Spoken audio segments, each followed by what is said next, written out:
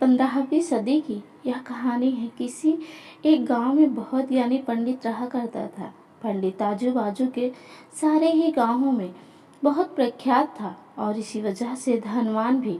पंडित का परिवार ज़्यादा बड़ा नहीं था। पंडित अपनी पत्नी के साथ अपने बहुत बड़े घर में अकेला रहता था, क्योंकि पंडित को कोई बेटा नहीं था और एक बेटी थी जिसका विवाह पास के गांव वाले एक श्रीमंत लड़के से हो चुका था। अच्छे से जांच पड़ताल की थी और अपनी बेटी का भविष्य भी ठीक से पढ़ा था। तब जाकर उसने बेटी की शादी की थी, लेकिन चंद सालों में ही पंडित का दामाद बुरी आदतों के चंगुल में फंस गया। जुआ और शराब की बुरी लत ने उन्हें सड़क पर लाकर रख दिया।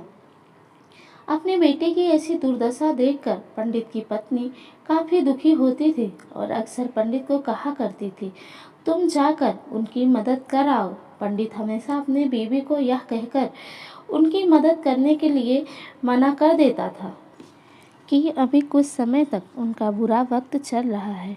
हम चाहे कितनी ही कोशिश कर लें, जो उनके नसीब में नहीं है वह उन्हें नहीं मिल पाएगा।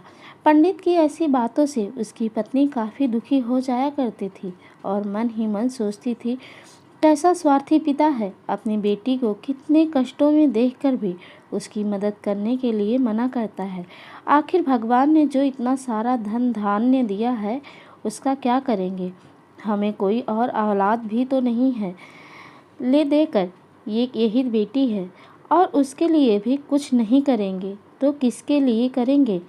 पंडित ऐसा नहीं सोचता था। ऐसा नहीं है कि पंडित अपनी पुत्री से प्रेम नहीं करता था, लेकिन अपनी पुत्री की कुंडली इतने अच्छे से पढ़ी थी और वह यह पहले से ही जानता था कि वह चाहे किसी भी लड़के से शादी करती, लेकिन उसके जीवन में यह समय आने वाला ही था और बिना इसे भुगते उसको छुटकारा नहीं मिलने वाला था। एक दिन खाने पीने के लिए भी मोहताज हो चुके पंडित की बेटी और दामाद उसके घर आए। पंडित ने और उसकी बीवी ने दोनों का खूब आदर सत्कार किया और खूब अच्छा खाना खिलाया। बेटी और दामाद की पंडित से सहायता मांगने की हिम्मत न हुई, इसलिए वह बिना बोले ही वापस अपने घर को लौटने लगे। लेकिन माँ तो माँ होती है। पंडिताइन से रहा नहीं गया और बिना पंडित की इजाज़त के उसने चोरी छुपे बूंदी के लड्डू बनाकर उसमें सोने के सिक्के रख दिए और बेटी और दामाद को दे दिए, ताकि बेटी और दामाद की कुछ आर्थिक सहायता हो सके। पंडिताइन यह भी जान गई थी कि बेटी और दामाद शर्म के मारे उनसे मदद नहीं मांग रहे थे, इसलिए अपने बेटी और दामाद को भी लड्डुओं में छिपे सिक्कों के बारे में कुछ नहीं बताया। जाहिर सी बात है कि जब वो लोग घर पर जाकर लड्डू खाएंगे तो उन्हें उसमें सोने के सिक्के मिल जाएंगे। इस तरह बिना उनके मांगे ही उन तक मदद पहुंच जाएगी। सोचकर पंडिताइन मन ही मन अपनी बेटी की मदद करने के लिए खुश होने लगी। पंडित के दामाद और बेटी उन दोनों का आशीर्वाद लेकर अपने घर के तरफ रवाना हो गए। उन दिनों गाड़ियाँ तो होती नहीं थी, घोड़ा गाड़ी या बैलगाड़ियाँ चलती थी। पैसे ना होते तो और चीज़ों की लेन देन से भी व्यवहार होता था। बेटी और दामाद का गांव पंडित के घर से कोसों दूर था, फिर भी पैसों की कमी के चलते वह चलकर अपने गांव की तरफ निकल पड़े। थोड़ी दूर ही चले थे कि पंडित की बेटी के पैर में मोच आ गई और अब उसका चलना भी मुश्किल हो गया।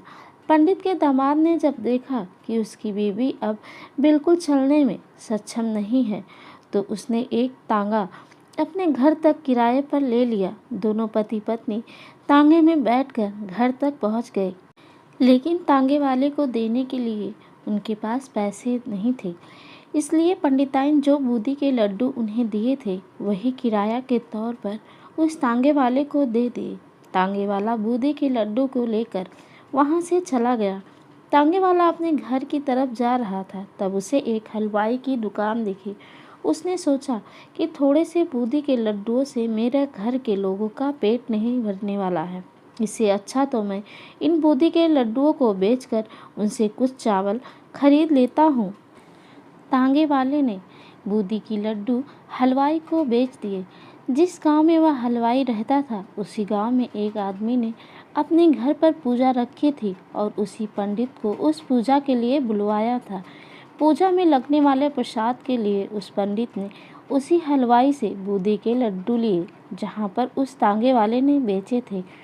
हलवाई ने भी उस आदमी को तांगे वाले से खरीदे हुए लड्डू पहले दिए ताकि वह खराब न हो जाए, क्योंकि वह नहीं जानता था कि यह लड्डू कब के बने हैं।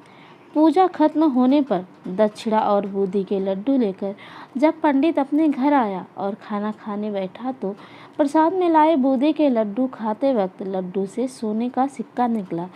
इस घटना को देखकर पंडिताइन की आंखों से आंसू बहने लगे। पंडित ने जब पंडिताइन से उसके रोने का कारण पूछा तो पंडिताइन ने पंडित को सब कुछ बताया और पंडित से उनकी बातों पर भरोसा न करने के लिए माफ़ी मांगी। पंडित ने पंडिताइन के आंसू पोंछते और कहा, तुम्हारी तरह मैं भी हमारी बेटी से बहुत प्रेम करता हूँ, लेकिन अगर हम उसकी अब मदद करते हैं तो दामाद हमेशा ऐसे ही मदद की अपेक्षा रखेगा और अपनी बुरी आदतों को कभी नहीं छोड़ेगा। पंडिताइन भी अब पंडित की बातों से सहमत हो गई। 2-3 महीने बीत गए।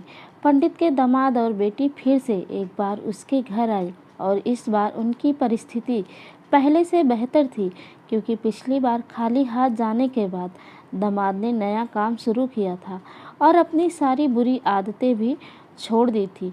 दोस्तों, क्या आप भी नसीब पर भरोसा करते हैं या फिर आप उन लोगों में से हैं जो अपना नसीब खुद अपने हाथों से लिखना चाहते हैं? कहानी अच्छी लगी हो तो प्लीज़ लाइक शेयर सब्सक्राइब करना ना भूलें। और हाँ, अगर नसीब खुद अपने हाथों से लिखना चाहते हैं तो कमेंट बॉक्स में कमेंट करके ज़रूर बताइएगा।